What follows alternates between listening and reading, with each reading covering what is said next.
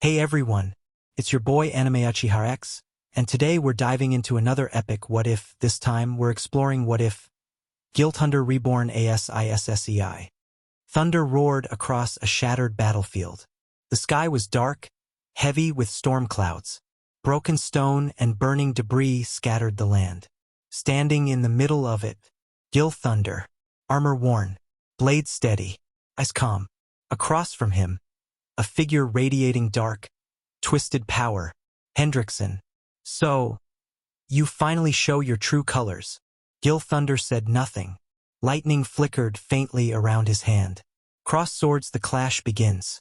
Hendrickson moved first. A hellblaze-infused slash tore through the air. Boom! The ground exploded where Gilthunder once stood. But he was already gone. He reappeared to the side, sword drawn in one fluid motion. Lightning surged. Crack. Their blades collided. High-voltage exchange of power. Hendrickson pushed forward with brute force. Dark energy spilled from his attacks. Wild. Uncontrolled. Gilthunder responded with precision. Every movement clean. Every strike measured. Lightning didn't explode. It obeyed. Brain turning point. The battlefield shook as Hendrickson's power rose. You can't win against this. He charged again. Faster. Stronger. Gilthunder stepped forward. Not retreating. Not hesitating. Reading. High voltage, the interception. Hendrickson raised his blade for a killing blow. Time slowed. Gilthunder vanished. A streak of lightning cutting across the battlefield. Clang! He appeared in front of the strike, intercepting it perfectly. Collision severing strike. Lightning surged through his blade. One clean motion. Hendrickson's arm was cut off. Silence hit the battlefield. Shock filled Hendrickson's face. You traitor! Gilthunder stood firm. This ends here. High voltage final exchange. Hendrickson roared and unleashed hellblaze attacks. Explosions rained down. Fire consumed the battlefield. But through the chaos, a single line of lightning moved. Precise. Untouched. Gilthunder appeared behind him. Blade raised. The finish. One strike. Clean. Controlled. Lightning surged through the impact. Hendrickson was launched. Boom! Crashing into the ruins behind him. Stone shattered. Dust filled the air. Aftermath. Silence returned. Rain began to fall again. Gilthunder lowered his sword. The battle was over. Or so it seemed. The final moment. Behind him, faint movement. Hendrickson. Still alive. Barely. A desperate strike formed. Dark energy condensed into one final attack. Gilthunder didn't turn. He believed the fight was finished. Flash. The attack pierced through him. Death. Time slowed. Lightning flickered weakly around his body. Gilthunder looked down. No anger. No fear. Just realization. So this is the end. The storm above him rumbled one last time. Lightning faded. His body fell. Transition. Darkness. Silence. Then, a heartbeat. Rebirth. Light returned. A cry echoed into the world. A child was born. Issei Hayudu. But behind those eyes, something remained. Opening the park. A calm afternoon. Soft wind moved through the trees. Children laughed in the distance. A boy sat alone on a bench. Issei Hayudu. He wasn't playing. Wasn't running around like the others. Just watching. Observing everything quietly. Footsteps approached. Light. Quick. A girl stopped in front of him. Bright eyes. Orange hair moving in the breeze. Irina Shidu. Why are you just sitting there? He looked up at her. No surprise. No confusion. Just calm. I don't feel like running. She blinked. Then smiled. That's boring. She sat next to him anyway. Like it was the most normal thing in the world. First conversation. They sat in silence for a moment. Then she spoke again. My name's Irina. A short pause. Issei. She leaned back slightly, looking at the sky. I come here after church sometimes. That word caught his attention. Not strongly. Just enough. Church. She turned to him. Yeah. You don't know what that is. He shook his head slightly. She smiled. You should come with me sometime. He didn't answer immediately. He just looked ahead, thinking, all right. First time at church. A few days later, the doors opened slowly. Light spilled through stained glass windows. Quiet filled the space. Issei stepped inside, slowly, looking around. It was different, peaceful, still. Irina walked ahead of him, turning back. You can sit here. He sat beside her, hands resting calmly, eyes forward. He didn't feel out of place. Not nervous, just settled. Small change. Days turned into weeks. He started going more often, not because he had to, but because felt structured, ordered, quiet. Irina talked like always, excited, bright. He listened, always. Parents notice. At home, his parents noticed. You've been going out a lot lately. He stood calmly. With a friend. To where? A small pause. Church. They exchanged a glance. Surprised, but not upset. If that's what you want, just be safe. He nodded. Small time skip. Years passed quietly. No big moments. No sudden changes. Just growth. 12 years old. He was still the same. Calm. Focused. Different from everyone else. Irina hadn't changed much either. Still energetic. Still bright. Still talking more than him. The day everything changes. Evening. The same park. Irina stood in front of him. But this time, she wasn't smiling the same way. I have to tell you something. He looked at her. Waiting. She took a breath. My parents were moving. A pause. To England. Silence filled the space between them. He didn't react immediately, just processed it. For church training. She nodded. They said, I have to go. Wind moved softly through the trees. His response. He stood up slowly, looking at her directly. No panic. No desperation. Just a clear decision. Then I'll go too. She blinked, caught off guard. What? If that's where you're going, I'll go with you. She stared at him, trying to understand if he was serious.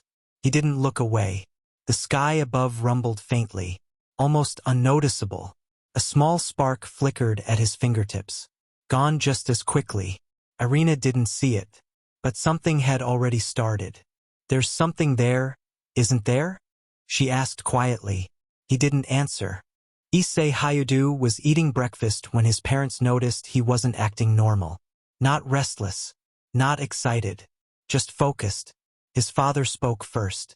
Your teacher said you've been going to church more often and spending time with that girl, Irina. Issei nodded. Yeah. His mother asked. You've been there almost every week now. Why? He answered simply. It's where I understand things better. That made them both go quiet for a moment. His father leaned forward. We're not against it, but you've been unusually serious lately. Did something happen? Issei shook his head. Nothing happened. I just think I need to understand more than what's here. That answer didn't sound like a child speaking. Irina's house. Same day. At the same time, Irina was at home talking with her parents. Irina Shidu stood by the table while her parents discussed something important. Her mother spoke first. We've been assigned to England. Church Training Division confirmed it. Irina blinked. England. Her father nodded. It's not optional. It's where your exorcist training continues properly. Irina looked down for a second, then nodded. So I'm going. Her mother added gently. Yes, and you should say goodbye to your friends properly. You won't see them for a long time. That made Irina go quiet. She already knew who she would miss most. Park. Later that day, Irina found Issei in the park like always. He was sitting on the bench. Same place. Same calm posture. She walked up quickly. Issei, I need to tell you something. He looked at her. Go ahead. She shifted her weight. I'm leaving Japan. That made him stop for a second. Then he asked, where? England. Church training. He nodded slowly. I see. Irina looked at him carefully. That's it? That's your reaction?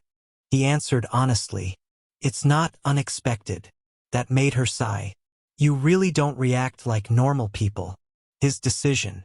After a short silence, Issei spoke again. If you're going there for training, I want to go too. Irina blinked. What? I want to go with you. She stepped closer. That's not something you just decide. It's another country, church training, strict system. I understand all of that. His answer was immediate. That stopped her mid-sentence. She studied his face. Why though? He looked at the sky for a second before answering. Because everything I've learned so far feels incomplete. If you're going somewhere where people are learning how to protect others properly, then that's where I should be. Irina frowned slightly. You say it like it's simple. It is simple. That made her go quiet. Irina's parents. Later. That evening, Irina told her parents about Issei. Her father raised an eyebrow. The boy from church? Yes. He said he wants to come to England too. Her mother looked surprised. That's not normal for a child. Irina nodded. He's not really like a normal child. Her father thought for a moment. If he's coming under church permission, it would depend on his family. Issei's house. Same night. Issei's parents were also informed. His father crossed his arms. England, with Irina's family? Yes, Issei replied. His mother looked worried. That's very far. Issei responded calmly. I won't be alone. His father studied him for a long moment. You've been acting different lately, more serious. I've just been thinking more clearly. That answer made his father sigh. If this is really what you want, we'll talk with their family. Departure decided. Days later, both families agreed. The trip was set. England. Church training system. Irina stood at the station with luggage. Issei arrived shortly after. She smiled. So you really are coming? He nodded. Yes. She laughed lightly. You make everything sound so final. He replied. It is final. Once a decision is made, there's no point doubting it. That made her stare at him for a second. Then she shook her head. You really are strange. They both turned toward the train platform. Arrival, England. The plane touched down under a gray sky. Cool air moved across the runway as passengers stepped out. Issei Hayadu walked beside Irina Shidu, both carrying small bags. Irina looked around with curiosity. It already feels different. Even the air is colder. Issei didn't react much. He was observing everything, the buildings, the people, the pace. Different environment. Different structure, he said quietly. Irina glanced at him. You talk like you've already been here before. He didn't answer that. Journey to the church facility. A car sent by the church picked them up. Irina's parents spoke with the driver while the two sat in the back. The city slowly gave way to quieter roads, then older stone buildings. Eventually, a large structure came into view. Tall, old, built like it had been standing for centuries. A church training facility. Irina leaned forward slightly. This is it. Issei looked at it carefully. It's built for defense as much as worship. That made her blink. You can tell that just by looking? Yes. First step inside. They entered through heavy wooden doors. Inside was quiet, controlled, not empty. People moved with purpose. No wasted motion. No loud voices. A man in formal church attire approached them. You must be Irina Shidu. She nodded quickly. Yes, sir. His gaze shifted to Issei. And you are? Issei Hayadu. The man studied him for a second longer than expected. You're not officially registered. No. Irina stepped in. He came with us. He wants to train too. The man looked between them, then nodded slowly. We'll evaluate him before making any decisions. Issei answered simply. That's fine. Brain observation phase. They were guided through the facility. Training rooms, prayer halls, weapon storage. Irina was taking everything in with excitement. Issei was doing something different. He was analyzing movement patterns, discipline levels, structure. One of the instructors noticed. You're not looking around like the others. Issei answered without hesitation. I'm trying to understand how everything works. The instructor narrowed his eyes slightly. At your age? Yes. Training introduction. They were brought to a training area. Several young trainees were practicing basic combat drills. Wooden swords. Structured movement. Irina stepped forward eagerly. Can I join? The instructor nodded. You'll be placed with the beginners. She smiled. Got it. The instructor turned to Issei. And you? Issei looked at the training field. Evaluate me first. That answer made a few of the instructors exchange looks. First evaluation. A senior trainee stepped forward. Just basic sparring. Nothing serious. Issei nodded once. They handed him a wooden sword. He held it for a moment, adjusted his grip slightly. The match started. The trainee attacked first, fast, but predictable. Issei moved once. Clean step.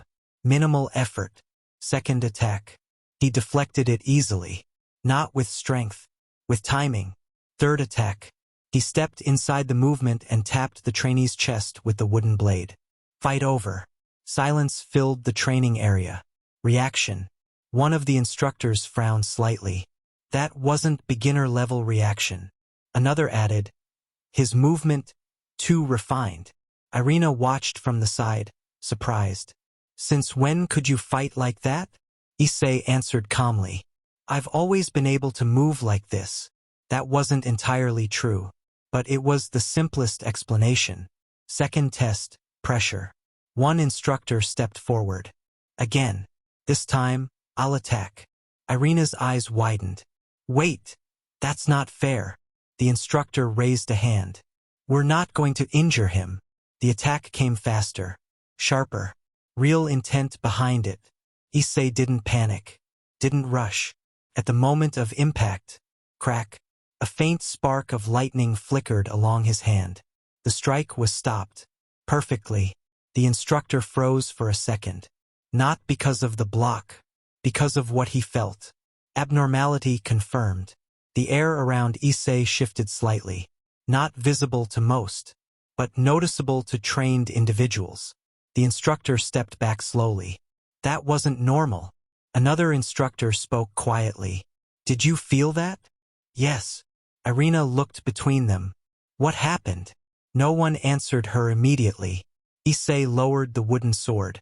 Calm as always. Final moment. The head instructor stepped forward, looking directly at Issei. You're not a normal trainee. Issei didn't deny it. Where did you learn that? I didn't. That answer made the room go quiet again. The instructor nodded slowly. Then we'll need to observe you more closely. Issei's response was simple. That's fine. Later that evening, Issei stood alone outside the facility. The sky above was filled with clouds. A faint spark appeared in his hand again. This time, he didn't ignore it. So this is how it reacts here. The wind shifted slightly. Inside the building, the instructors were still talking about him. There'll be part 2 coming out soon as this one is out. I will do my best to have part 2 sound crazy.